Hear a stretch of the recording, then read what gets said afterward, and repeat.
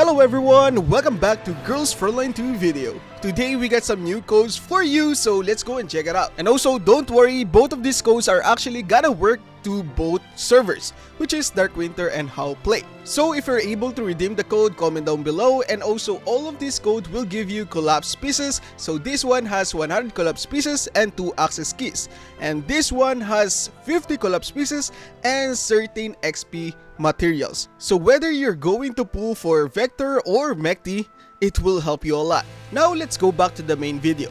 As a free-to-play player in Girls Frontline 2, it can even feel overwhelming to optimize your pulls, especially when it comes to choosing which units to focus on. With so many characters available and countless guides that rank units based on tier lists, it's not always clear what will work best for you. So this guide will help you make smart, efficient choices and explain why some characters might just be the key to powering up your account right now. The following units is account changing, whether you're F2P or a whale. When playing as F2P, getting the right character is absolutely crucial, especially those can help you clear the endgame content. However, some characters are more pivotal than others and offer benefits that can truly transform your account. Two standout units that can change the game for F2P players are Vector and Springfield. So let's deep dive into these account changing units. Now let's go and talk about Vector, the Burn Queen. Vector is a character you don't want to miss if you're aiming for a strong, efficient F2P team. And not only that, your Shonju will like her. Why? Well, a good question. Vector dramatically boosts the burn damage your enemies take and enhances the performance of your teammates who rely on burn attacks.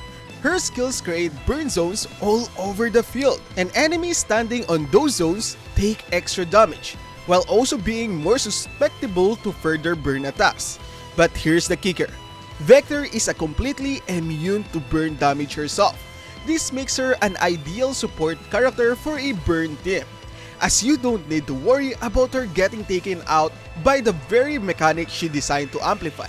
So if you want more damage, V1 is a game changer for F2P players. Hear me out. V1 is an important but not necessary to get on the spot. You can get her V1 on the future reruns. V1 is important because it increases the burn damage by 30%.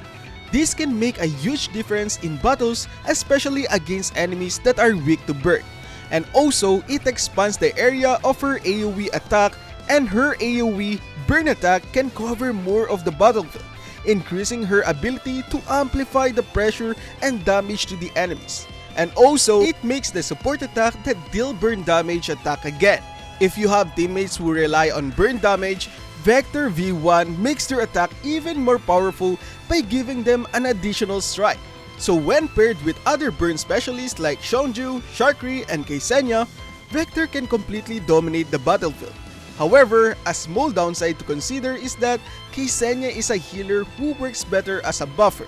So if you don't have enough damage output, you might feel pressure from incoming attacks, especially in higher difficulty stages. The next character that you need to look up will be Springfield. She is an essential support healer who can greatly boost your teammates' healing capacity and also offensive potential. How? Let's go and find out. So Springfield's standout feature is her ability to enhance turbid damage, which is hydro based in global. So if you got Tololo, she is a must.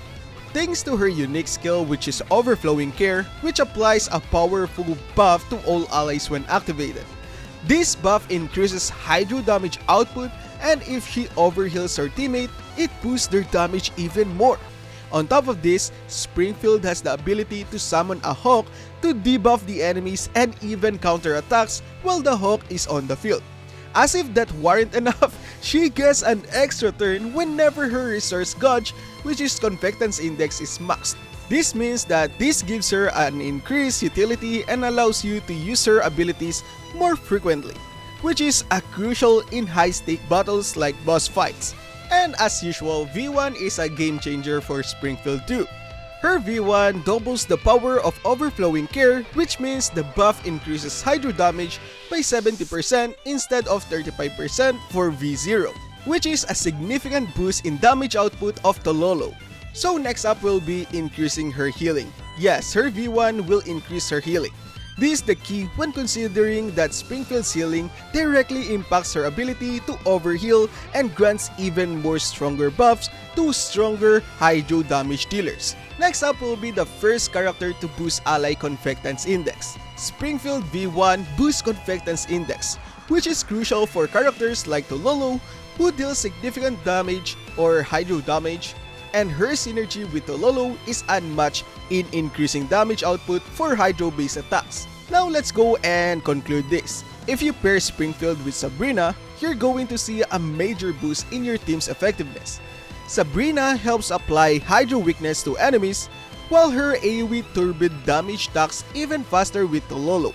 The best part, Sabrina and her duplicates are available for free through the game, meaning you can max her out without spending any premium currency.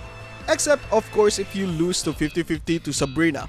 So for short, maximizing your efficiency as F2P players in Girls Frontline 2 doesn't require spending tons of money on pools. By focusing on key units like Vector and Springfield and using smart strategy to manage your resources and upgrades, you can create a team that is powerful and capable of clearing all the endgame content. Don't underestimate the power of synergy, duplicates, and mod keys. These factors will help you outshine even players with a big budget or aka whales. So keep these tips in mind. With a little patience and strategy, you'll be well on your way to dominate the battlefield the F2P style. But anyways, have fun and thank you very much for watching, and I hope you guys enjoyed this video and also guide if you guys call this one too. But anyways, have fun, see you guys tomorrow or maybe on the next Girls Frontline 2 video. Peace out.